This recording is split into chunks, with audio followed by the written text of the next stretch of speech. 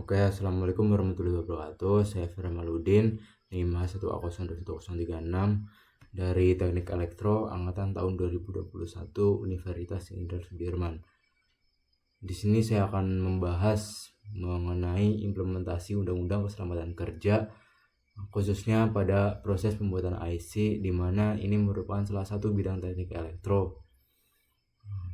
Seperti yang kita ketahui, pada pasal 86 dan 87 Undang-Undang Nomor 13 Tahun 2003 yang merupakan sebagai landasan hukum dalam upaya perlindungan keselamatan kerja di Indonesia.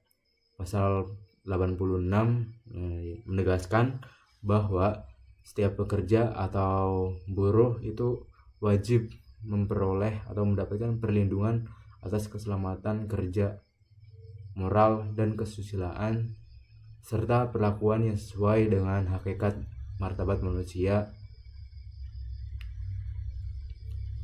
Kemudian pada pasal 87 itu menetapkan kewajiban bagi setiap perusahaan untuk menerapkan sistem manajemen keselamatan dan kesehatan kerja yang terintegrasi pada sistem manajemen perusahaan mereka. Dengan mereka menerapkan sistem ini, sebuah perusahaan diharapkan dapat mengidentifikasi, mengevaluasi, mengendalikan risiko-risiko keselamatan dan kesehatan yang terkait dengan operasi kerja mereka. Kemudian pada pasal 86 dan 87 yang sudah menjadi landasan bagi implementasi keselamatan dan kesehatan kerja pada bidang industri. Di sini saya menggunakan sebuah kasus, yaitu pada proses pembuatan IC. Sebuah pabrik IC itu harus menerapkan keselamatan atau upaya yang dapat menjamin keselamatan bagi para pekerja. Pekerja yang terlibat dalam pembuatan IC itu harus mendapatkan pelatihan mengenai penggunaan alat pelindung atau APD sesuai dengan prosedur keselamatan. Kemudian seperti yang kita ketahui bahwa IC itu merupakan sebuah komponen yang digunakan untuk sebuah perangkat itu dapat berjalan, sehingga dalam proses pembuatannya kita manusia itu harus melepaskan muatan listrik yang ada pada tubuh. Ini digunakan untuk menghindari adanya error pada IC itu sendiri, seperti di mana IC itu sangat sensitif terhadap gelombang elektrostatik. Kemudian pada saat proses pembuatan IC itu menggunakan bahan kimia, sehingga kita sendiri itu selain menggunakan APD kayak misal jas lab, terus yang di kepala, terus kacamata, kita juga harus menggunakan sarung tangan gitu. Hal ini digunakan untuk menghindari bahan kimia tersebut mengenai tubuh kita. Terus selain itu pada saat memegang IC itu kita harus menggunakan kayak misal sarung tangan tapi yang jarinya saja gitu. Dan untuk lebih jelasnya mungkin kita lihat videonya. Ya, berdasarkan video di samping itu merupakan sebuah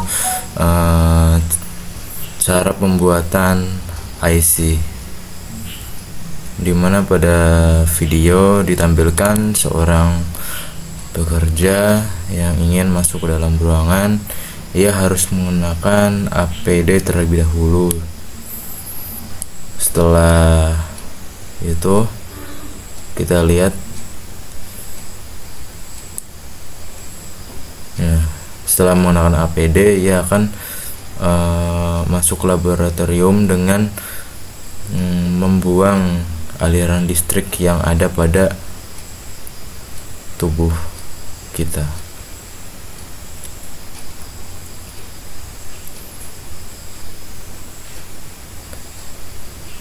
Setelah itu masuk ke ruangan.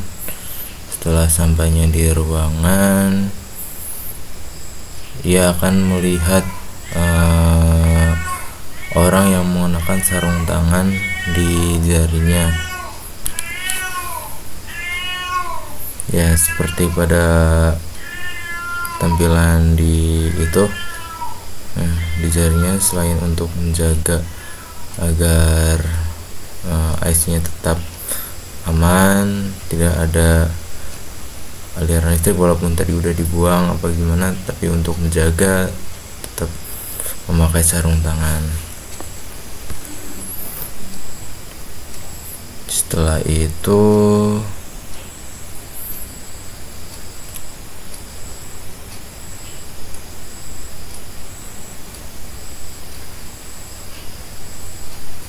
mungkin bisa dilihat alurnya.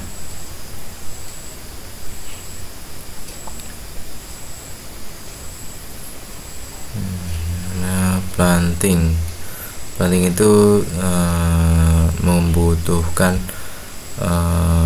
yang namanya bahan kimia. Seperti yang kita lihat bahwa mereka itu menggunakan sarung tangan. Hal itu karena digunakan untuk menjaga keamanan dari para pekerja. Yang bisa dilihat dari captionnya itu penggunaan sarung tangan juga meningkatkan kinerja dari kita para pekerja, dimana para pekerja itu nggak perlu merasa takut gitu kalau misal memegang suatu alat yang sudah terkena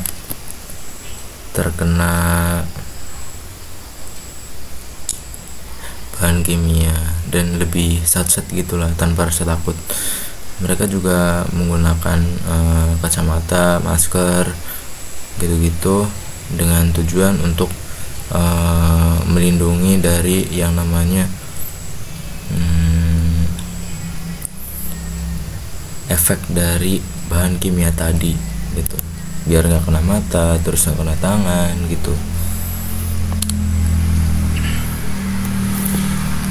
Mungkin itu.